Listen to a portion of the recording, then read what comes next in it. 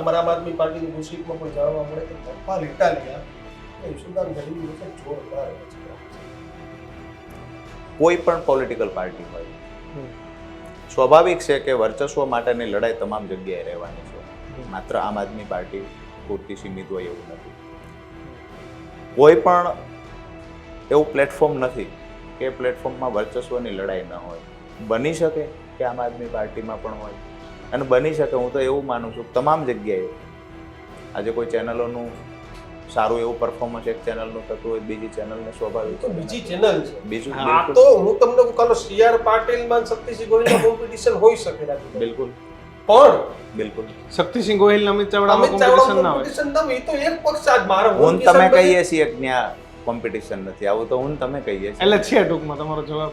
બધી જગ્યાએ સ્વાભાવિક છે. નહીં અલગ મને અને આ ખુરશી એક છે. કોમ્પિટિશનમાં તમે આવી ગયા હતા કે હું એવું માનું છું કે હું નથી માનતો કે હું એ કોમ્પિટિશનમાં છું, પણ ક્યાંક ને ક્યાંક કોઈએ મને એ કોમ્પિટિશનમાં મૂકવાના પ્રયત્ન કર્યા હોય હમ. તો કોઈને જેવી રીતે ભાઈ સુદાનભાઈ ખટકતા એમ રાજુ કરપડા બી ખટકે. કદાચ હું કોમ્પિટિશનમાં હોત તો હું ખટકે.